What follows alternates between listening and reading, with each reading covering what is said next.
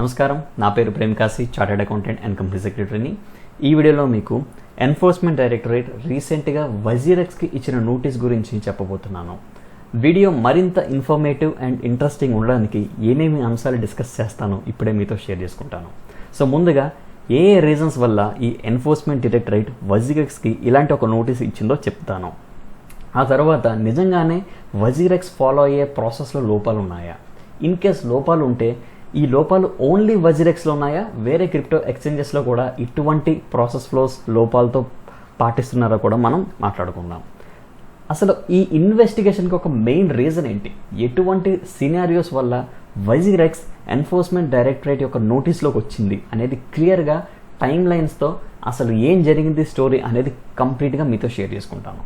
ఆ తర్వాత వజీరెక్స్ ఇచ్చిన రిప్లైస్ ఏంటి, వాళ్ళ యొక్క వ్యూ ఏంటి, దీని మీద వజీరెక్స్ ఎటువంటి అవుట్కమ్స్ని తీసుకురావచ్చు అనేది కూడా మనం ఒకసారి డిస్కస్ చేద్దాం. చివరిలో వీడియో మరింత ఇంట్రెస్టింగ్గా ఉండాలి కాబట్టి ఇటువంటి క్రిప్టో క్రైమ్స్ జరిగినప్పుడు, అంటే ఎవరైతే పర్సన్ ఓనర్ వాలెట్కి ఓనర్గా ఉన్నారో తెలియకుండా ఇలాంటి బిగ్ అమౌంట్స్ ట్రాన్స్ఫర్ చేసినప్పుడు అసలు ఆ ఓనర్ని మనం పట్టుకోవచ్చా లేదా అనే ఒక టూల్ గురించి కూడా మీతో డిస్కస్ చేస్తాను. ఓకే, సో వీడియో అయితే తప్పకుండా చివరి వరకు చూడండి. ఇన్ కేస్ ఛానల్ ఇంకా సబ్స్క్రైబ్ చేసుకున్నట్టయితే ప్లీజ్ సబ్స్క్రైబ్ చేసుకొని ఈ వీడియోని చూడండి. సో ఇప్పుడు న్యూస్లోకి వెళ్ళినట్టయితే ఎన్ఫోర్స్మెంట్ డైరెక్టరేట్ వజీరెక్స్కి జూన్ 10న నోటీస్ ఇచ్చింది. ఆ నోటీస్లో ఏం చెప్పారంటే 2090 కోట్లకు గాను మా దగ్గర ఒక ఇన్ఫర్మేషన్ ఉంది, మీరు తప్పు చేశారని, మీరు కంప్లైంట్స్ అయితే చేయలేదని ఫెమా రెగ్యులేషన్స్కి, మీరు మాకు షోకాస్ నోటీస్లో మీ రిప్లైని తెలియజేయండి అని వజీరెక్స్ డైరెక్టర్స్కి ఈ పర్టికులర్ నోటీస్ ఇచ్చిందనమాట. అసలు ఈ ఈడీ అంటే ఏంటి, ఎన్ఫోర్స్మెంట్ డైరెక్టరేట్ అంటే ఏంటి, షోకాస్ నోటీస్ అంటే ఏంటో ఇప్పుడు చెప్తాను. ఎన్ఫోర్స్మెంట్ డైరెక్టరేట్ అంటే గవర్నమెంట్ యొక్క అథారిటీ. ఏదైతే అథారిటీ ఈ ఫినాన్షియల్ క్రైమ్స్కి సంబంధించి ఇన్వెస్టిగేషన్స్ చేస్తుందో ఆ అథారిటీయే ఎన్ఫోర్స్మెంట్ డైరెక్టరేట్. షోకాస్ నోటీస్ ఏంటంటే మా దగ్గర ఒక ఇన్ఫర్మేషన్ ఉంది, మీరు తప్పు చేశారని, మీరు మీ రిప్లైని, మీ జస్టిఫికేషన్ని మాకు తెలియజేయాలి by physically attending or replying అనే డాక్యుమెంటే షోకాస్ నోటీస్. సో ఇప్పుడు అసలు ఈ రీజన్ ఏంటి, ఏ రీజన్స్ని వాళ్ళు ఆ నోటీస్లో మెన్షన్ చేశారో మీకు చెప్తాను. ముఖ్యంగా 3 రీజన్స్ ఉన్నాయి. రీజన్ నెంబర్ 1 ఏంటంటే కొంతమంది చైనీస్ పీపుల్ ఇండియాలో ఇల్లీగల్ బెట్టింగ్ కేసుని లాంచ్ చేశారనమాట. సో వాళ్ళు, ఆ ఏజెన్సీ ఏం చేస్తుందంటే 57 కోట్లకు గాను ఆ డబ్బుని ఇండియన్ కరెన్సీ నుంచి ఈ వజీరెక్స్ వాలెట్స్ వాడి యూఎస్డీకి ట్రాన్స్ఫర్ చేసుకున్నాయి. యూఎస్డిటీ స్టేబుల్ కాయిన్కి కన్వర్ట్ చేసుకున్నాక ఆ స్టేబుల్ కాయిన్ని ఈ బైనాన్స్ వాలెట్స్కి ఫ్రీగా ట్రాన్స్ఫర్ చేసుకున్నాయి. సో మనకు తెలుసు ఈ బైనాన్స్ ఏంటంటే వజీరెక్స్ని హోల్డ్ చేస్తున్న కంపెనీ. ఓకే, సో అందుకని వీళ్ళు ఇష్యూ చేసిన ప్రాసెస్ ఏంటంటే మీరు వజీరెక్స్లోంచి బైనాన్స్కి 0 కాస్ట్తో ట్రాన్స్ఫర్ చేసుకోవచ్చు, వజీరెక్స్ వాలెట్ నుంచి బైనాన్స్ వాలెట్కి ఫ్రీగా ట్రాన్స్ఫర్ చేయొచ్చు అనే ఒక ఫెసిలిటీ ఉంది. కాబట్టి వీళ్ళు ఈ చైనీస్ కంపెనీస్ ఎవరైతే ఇల్లీగల్ యాక్టివిటీస్ చేస్తారో వీళ్ళు వజీరెక్స్ని వాడుకున్నారు. అది పాయింట్ నెంబర్ 1. ఇంకా ఫర్దర్గా పాయింట్ నెంబర్ 1లో చూస్తే అసలు ఏం జరిగిందంటే ఎన్ఫోర్స్మెంట్ డైరెక్టర్ ఏం చెప్తుందంటే మీ వజీరెక్స్ ఫెమా రెగ్యులేషన్స్ ఫాలో అవ్వలేదన్నారు. ఆ ఫెమా రెగ్యులేషన్స్ ఏంటంటే section 3A of FEMA act. ఆ 3A ఏం చెప్తుందంటే ఏదైనా ఇండివిజువల్ ఫారిన్ కరెన్సీతో డీల్ చేయాలంటే వాళ్ళు ఆర్బీఐ దగ్గర పర్మిషన్ తీసుకోవాలంట. ఆ పర్మిషన్ ఎలా తీసుకోవాలంటే by filling A1, A2 forms. So ఒకసారి ఆ ఫార్మాట్ కూడా మీకు చూపిస్తాను. A1, A2 ఫామ్స్ ఇలా ఉంటాయి. ఇందులో ఏంటంటే ఫర్ ఎగ్జాంపుల్ నేను నా ఫ్రెండ్ ఎవరైతే ఉన్నారో యూఎస్లో కానీ బహ్రెయిన్లో కానీ ఎక్కడైతే ఉన్నారో వాళ్ళకి ట్రాన్స్ఫర్ చేయాలంటే నేను ఈ ఫామ్ ఫిల్ చేయాలి. ఆ పర్సన్ నేమ్ ఏంటి, అకౌంట్ ఎక్కడ ఉంది, మొత్తం ఇవన్నీ కూడా నేను ఫిల్ చేసి పర్మిషన్ తీసుకుంటేనే నేను నా బ్యాంక్ అకౌంట్ నుంచి అమౌంట్ని ట్రాన్స్ఫర్ చేయొచ్చు అనమాట. బట్ ఇటువంటి ప్రాసెస్ మనకందరికీ తెలిసిందే క్రిప్టో ఎక్స్చేంజెస్లో అయితే లేదు. సో అది పాయింట్ నెంబర్ 1. పాయింట్ నెంబర్ 2 ఏంటంటే వీళ్ళు కేవైసీ కూడా మెయింటైన్ చేయలేదంటున్నారు. సో కేవైసీ ఎందుకు మెయింటైన్ చేయలేదంటే రిసిపియంట్ డేటా లేదు కదా, రిసిపియంట్ వాలెట్ అడ్రస్ సంబంధించి ఎవరు ఓనర్ అనేది క్రిప్టో ఎక్స్చేంజెస్ మనకు ప్రొవైడ్ చేయవు, వాళ్ళు కూడా కలెక్ట్ చేయరు కదా. ఇప్పుడు మనం మన వజీరెక్స్ వాలెట్లో డబ్బులు ఉన్నాయి లేదా బైనాన్స్ వాలెట్లో డబ్బులు ఉన్నాయి, దాన్ని ఆ క్రిప్టోస్ డబ్బులు అంటే దాన్ని మనం విత్డ్రా చేసినప్పుడు మనం మెటామాస్క్ వాలెట్ ఇచ్చేస్తే అయిపోతుంది. బట్ ఆ మెటామాస్క్ వాలెట్ మనదైనా ఎవరిదైనా అవ్వచ్చు. ఆ ఎవరిది ఆ రిసీవింగ్ అడ్రస్ ఎవరిది అనేది అయితే వజీరెక్స్కి సంబంధం లేదు, వాళ్ళు చూసుకోరు కాబట్టి. సో అలా మీరు రిసీవింగ్ వాలెట్ ఓనర్స్ డేటా మీ దగ్గర లేదు కాబట్టి మీరు ఈ ఏఎంఏ గురించి కానీ యాంటీ మనీ లాండరింగ్ AML కానీ డ్యూ డిలిజెన్స్ కానీ మీరు చేయలేదు అని అయితే వజీరెక్స్ ఆ నోటీస్ ఈడీ ఆ నోటీస్లో మెన్షన్ చేసింది. సో అది ఫస్ట్ పాయింట్. సెకండ్ పాయింట్ ఏంటంటే transactions between Binance and WazirX. So వీళ్ళు ఏంటంటే పూల్ అకౌంట్స్ వాడతారు. అసలు ఈ పూల్ అకౌంట్ ఏంటి అనేది ఇప్పుడు మనం చాలా ఈజీగా అర్థం చేసుకుందాం. ఫర్ ఎగ్జాంపుల్ నేను మీకు ఒక చెక్ ఇచ్చాను, నాది ఐసిఐసిఐ బ్యాంక్, మీది ఎస్బీఐ బ్యాంక్. ఓకే, ఇప్పుడు అమౌంట్ డైరెక్ట్గా నా ఐసిఐసిఐ బ్యాంక్లోంచి మీ ఎస్బీఐ బ్యాంక్లోకి వెళ్ళిపోతుందంటే కాదు. ఐసిఐసిఐ బ్యాంక్ ఎస్బీఐకి సంబంధించి ఒక పూల్ అకౌంట్ మెయింటైన్ చేస్తుంది. సో నేను మీకు చెక్ ఇచ్చినప్పుడు అమౌంట్ నా బ్యాంక్లోంచి కట్ అయ్యి ఐసిఐసిఐ పూల్ అకౌంట్లోకి వెళ్తాయి. ఐసిఐసిఐ పూల్ అకౌంట్లోంచి ఎస్బీఐ పూల్ అకౌంట్లోకి వెళ్తాయి. ఎస్బీఐ మీ యొక్క సేవింగ్ అకౌంట్లోకి ట్రాన్స్ఫర్ చేస్తుంది. సో అది ప్రాసెస్ జరిగేది. సో ఇక్కడ ఏంటంటే ఒక బ్యాంక్ ఇంకొక బ్యాంక్కి సంబంధించి ట్రాన్సాక్షన్స్ అన్ని ఒక పూల్ అకౌంట్లో జరుగుతాయి, కామన్ అకౌంట్ అనమాట.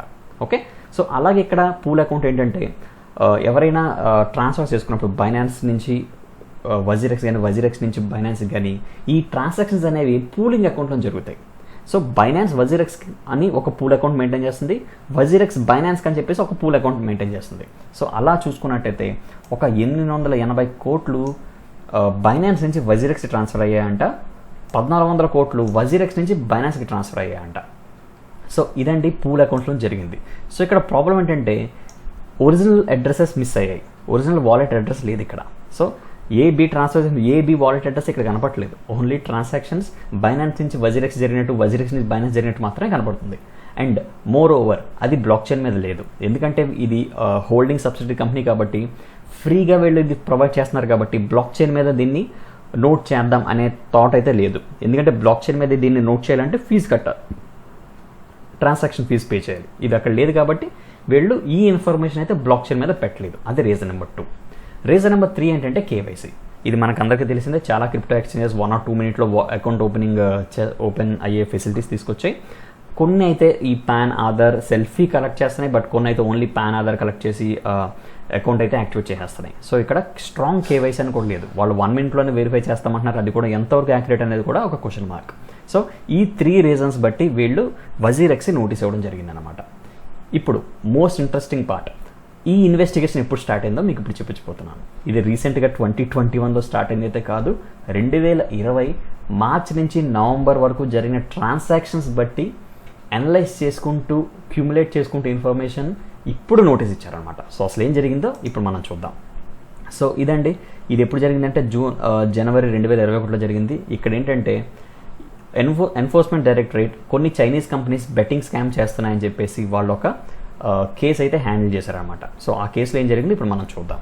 సో చైనీస్ పీపుల్ ఒక 3 కంపెనీస్ని ఫ్లోట్ చేశారనమాట. అదేంటంటే ఢిల్లీలో జగదాంబ ట్రేడింగ్ కంపెనీ అని, గురుగావ్లో డోకిపే టెక్నాలజీ అని, లింక్యూన్ టెక్నాలజీ అని 3 కంపెనీస్ ఫ్లోట్ చేశారు.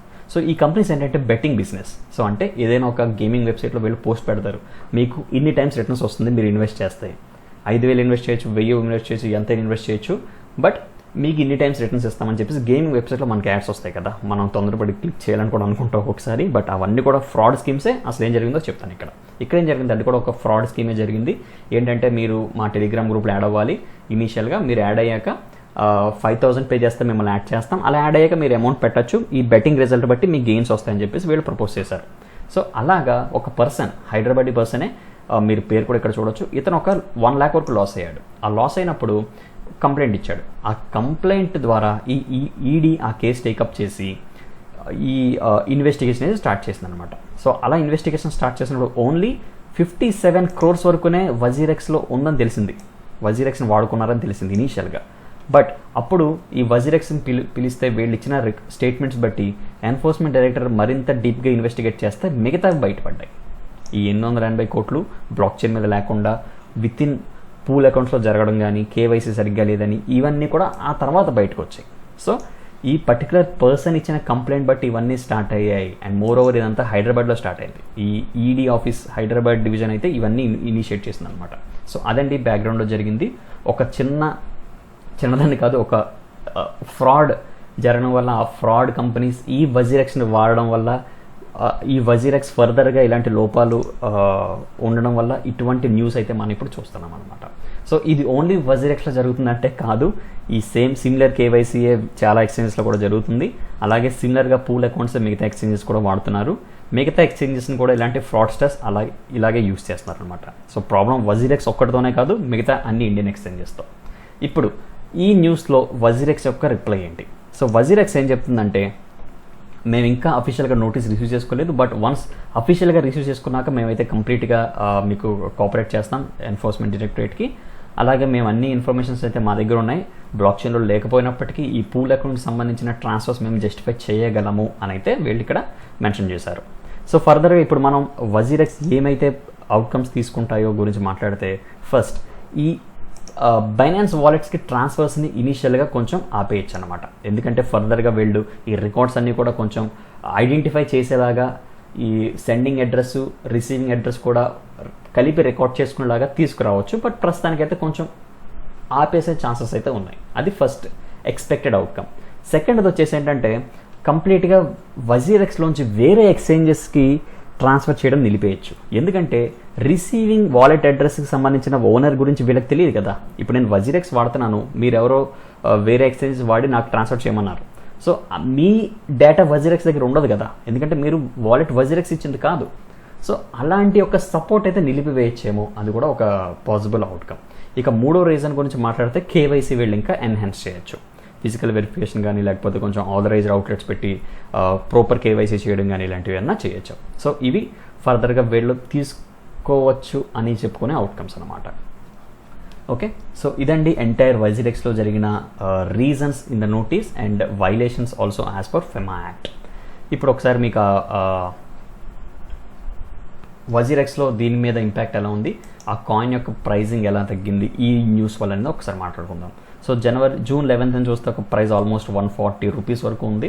బట్ ఈ న్యూస్ రాగానే మేబీ ఇక్కడ వరకు మనం తీసుకున్నా సరే 106, అంటే ఒక close to 35 rupees or 30 rupees వరకు అయితే కొంచెం డ్రాప్ అయిందనమాట ఇటువంటి ఒక నెగటివ్ న్యూస్ వల్ల. సో అదండి all about WazirX notice with respect to enforcement directorate.